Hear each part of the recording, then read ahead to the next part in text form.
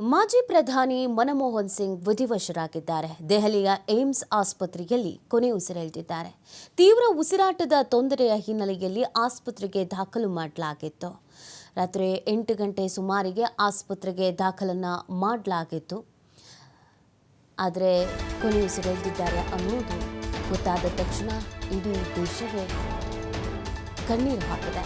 ಮನಮೋಹನ್ ಸಿಂಗ್ ನಿಧನಕ್ಕೆ ಗಣ್ಯರು ಕೂಡ ಸಂತಾಪ ಸೂಚಿಸಿದ್ದಾರೆ. ಪ್ರಧಾನಿ ಮೋದಿ, ರಾಹುಲ್ ಗಾಂಧಿ, ಸೋನಿಯಾ ಗಾಂಧಿ, ಮಾಜಿ ಪ್ರಧಾನಿ ದೇವೇಗೌಡರು, CM Siddaramaiah, DCM DKShi, Parameshwar, R Ashok, Vijayendra ಸೇರಿ ಗಣ್ಯರಿಂದ ಸಂತಾಪವನ್ನು ಸೂಚಿಸಲಾಗಿದೆ. ಆರ್ಥಿಕ ತಜ್ಞ, ಮಾಜಿ ಪ್ರಧಾನಿ ಮನಮೋಹನ್ ಸಿಂಗ್ ವಿಧಿವಶರಾಗಿದ್ದು ನಿನ್ನೆ ರಾತ್ರಿ ಸುಮಾರು 8 ಗಂಟೆ ಸಮಯದಲ್ಲಿ ಅವರು ಪ್ರಜ್ಞಾಹೀನರಾಗಿದ್ದರು ಅನ್ನೋದ್ರ ಬಗ್ಗೆ ಮಾಹಿತಿ ಇತ್ತು. 92 ವರ್ಷದ ಮನಮೋಹನ್ ಸಿಂಗ್ ಅವರು ಪ್ರಜ್ಞಾಹೀನರಾಗ್ತಾರೆ. ಬಹು ದಿನಗಳಿಂದ ಅನಾರೋಗ್ಯ ಸಮಸ್ಯೆಯಿಂದ ಬಳಲ್ತಾ ಇದ್ರು. ಪ್ರಜ್ಞಾಹೀನರಾಗ್ತಾ ಇದ್ದ ಹಾಗೇನೆ ಅವರನ್ನು ದೆಹಲಿಯ ಏಮ್ಸ್ ಆಸ್ಪತ್ರೆಗೆ ದಾಖಲು ಮಾಡಲಾಗಿತ್ತು. ತುರ್ತು ನಿಗಾ ಘಟಕದಲ್ಲಿ ಚಿಕಿತ್ಸೆಯನ್ನು ನೀಡಲಾಗಿತ್ತು. ಏಮ್ಸ್ ಆಸ್ಪತ್ರೆ ಸಿಬ್ಬಂದಿಗಳು ಅವರಿಗೆ ಆರೋಗ್ಯವನ್ನು ಸುಧಾರಿಸುವಂಥ ನಿಟ್ಟಿನಲ್ಲಿ ಟ್ರೀಟ್ಮೆಂಟನ್ನು ಕೂಡ ಪ್ರಾರಂಭಿಸಿದ್ರು. ಆದರೆ ಚಿಕಿತ್ಸೆ ಫಲಕಾರಿ ಆಗಲಿಲ್ಲ. ಕೊನೆಯುಸಿರೆಳೆದಿದ್ದಾರೆ. ಏಮ್ಸ್ ಆಸ್ಪತ್ರೆ ಹತ್ತ ರಾತ್ರಿಗೆ ಕಾಂಗ್ರೆಸ್ನ ನಾಯಕರು ದೌಡಾಯಿಸಿದ್ರು. ಸೋನಿಯಾ ಗಾಂಧಿ, ಪ್ರಿಯಾಂಕಾ ವಾದ್ರಾ ಅಂತಿಮ ದರ್ಶನಕ್ಕೆ ತೆರಳಿದ್ರು. ಅಲ್ಲದೆ ಎಐಸಿಸಿ ಅಧ್ಯಕ್ಷ ಮಲ್ಲಿಕಾರ್ಜುನ ಖರ್ಗೆ, ಲೋಕಸಭಾ ವಿಪಕ್ಷ ನಾಯಕ ರಾಹುಲ್ ಗಾಂಧಿ ಕೂಡ ದೆಹಲಿಯತ್ತ ಪ್ರಯಾಣವನ್ನು ಬೆಳೆಸಿದ್ದಾರೆ. ಬೆಳಗಾವಿಯಿಂದ ನೋಡಿ, ದೇಶ ಕಂಡಂಥ ಅಪ್ರತಿಮ ನಾಯಕ, ಅನೇಕ ಸಾಧನೆಗಳನ್ನು ಮಾಡಿದವರು. ಇವತ್ತಿಗೂ ಪ್ರಧಾನಿ ಅನ್ನುವಂಥ ಹುದ್ದೆ ಬಂದಾಗ ಮನಮೋಹನ್ ಸಿಂಗ್ ಅವರ ಹೆಸರು ಎಲ್ಲರ ಬಾಯಲ್ಲೂ ಕೂಡ ಬರುತ್ತೆ. ಅಷ್ಟು ಅದ್ಭುತವಾದಂಥ ಕೆಲಸವನ್ನು ಮಾಡಿದವರು. ಮನಮೋಹನ್ ಸಿಂಗ್ ಹೆಜ್ಜೆ ಗುರುತು ಭಾರತದ 14ನೇ ಪ್ರಧಾನಮಂತ್ರಿಯಾಗಿದ್ದಂಥ ಮನಮೋಹನ್ ಸಿಂಗ್ 1932 ಸೆಪ್ಟೆಂಬರ್ 26ರಂದು ಅವಿಭಜಿತ ಭಾರತದ ಪಂಜಾಬ್ ಪ್ರಾಂತ್ಯದಲ್ಲಿ ಜನಿಸ್ತಾರೆ. ಡಾಕ್ಟರ್ ಸಿಂಗ್ ಅವರು ಮೆಟ್ರಿಕ್ಯುಲೇಷನ್ ಪರೀಕ್ಷೆಯಲ್ಲಿ 1948ರಲ್ಲಿ ಪಂಜಾಬ್ ವಿಶ್ವವಿದ್ಯಾಲಯದಿಂದ ಪೂರ್ಣಗೊಳ್ತಾರೆ. ನೋಡಿ, ಅಂದಿನಿಂದ ಇಂದಿನವರೆಗೂ ಮನಮೋಹನ್ ಸಿಂಗ್ ಅವರು ನಡೆದು ಬಂದಂಥ ದಾರಿ ಇದೆಯಲ್ಲ, ಇದು ಎಲ್ರಿಗೂ ಮಾದರಿಯಾದಂಥ ದಾರಿ. ಮನಮೋಹನ್ ಸಿಂಗ್ ಅವರು ದೇಶದ ಹಣಕಾಸು ಸಚಿವರಾಗಿ ಗಮನಾರ್ಹವಾದಂಥ ಒಂದು ಸಾಧನೆಯನ್ನು ಮಾಡಿದ್ದಾರೆ. 1991ರಲ್ಲಿ PV ನರಸಿಂಹರಾವ್ ಅವರ ಸರ್ಕಾರದಲ್ಲಿ ಮೊದಲ ಬಾರಿಗೆ ವಿತ್ತ ಸಚಿವರಾಗಿ ಅಧಿಕಾರವನ್ನು ಸ್ವೀಕಾರ ಮಾಡಿದ್ರು. 2004ರಿಂದ 2014ರವರೆಗೂ ಭಾರತದ ಪ್ರಧಾನಮಂತ್ರಿಯಾಗಿ ಸೇವೆಯನ್ನು ಸಲ್ಲಿಸಿದ್ದಾರೆ. ಕಳೆದ ಏಪ್ರಿಲ್ ತಿಂಗಳಲ್ಲಿ ಮನಮೋಹನ್ ಸಿಂಗ್ ಅವರು ರಾಜ್ಯಸಭಾ ಸದಸ್ಯ ಸ್ಥಾನದಿಂದ ನಿವೃತ್ತಿಯನ್ನು ಪಡ್ಕೊಂಡಿದ್ರು.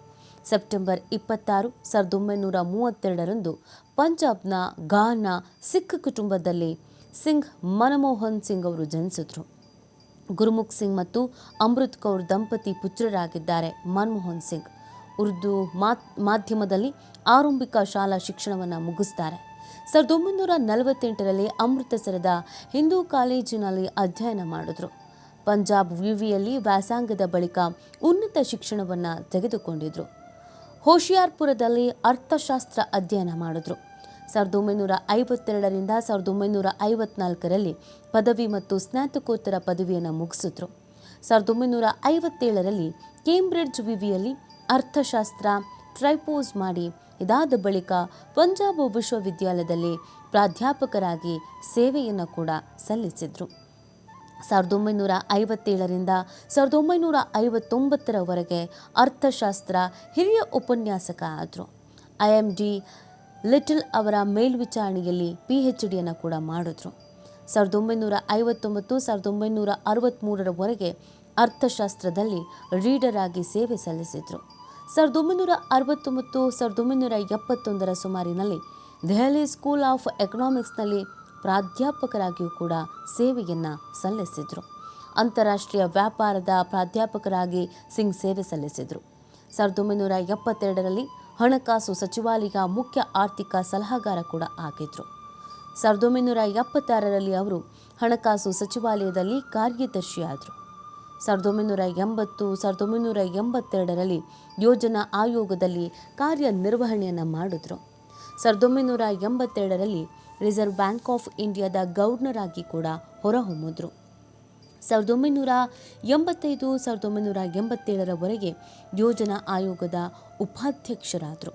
1987ರಿಂದ 1990ರವರೆಗೆ ಸ್ವಿಟ್ಜರ್ಲೆಂಡ್ನ ಜಿನೀವಾದಲ್ಲಿ ಕಾರ್ಯನಿರ್ವಹಿಸಿದರು.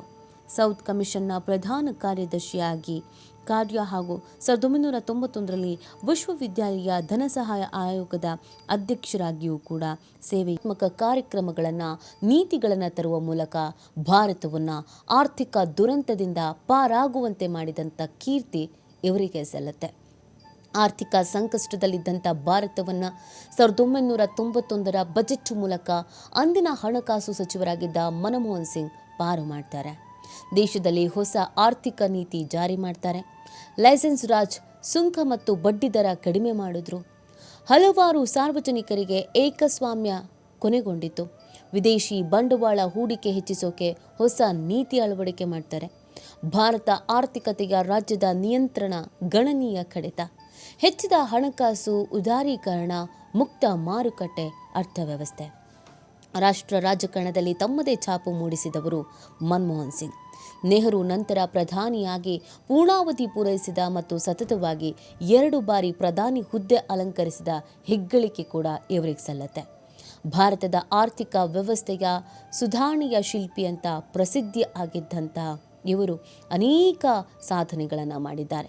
2004ರಿಂದ 2014ರವರೆಗೂ ಪ್ರಧಾನಮಂತ್ರಿಯಾಗಿ ದೇಶವನ್ನು ಮುನ್ನಡೆಸಿದ ಹೆಗ್ಗಳಿಕೆ ಕೂಡ ಇವರಿಗೆ ಸಲ್ಲತ್ತೆ. ಈ ವೇಳೆ ಮನಮೋಹನ್ ಸಿಂಗ್ ಕೈಗೊಂಡ ಯೋಜನೆಗಳು ಭಾರತದ ಅಭಿವೃದ್ಧಿಗೆ ಭದ್ರ ಬುನಾದಿಯನ್ನು ಹಾಕಿಕೊಟ್ಟರು.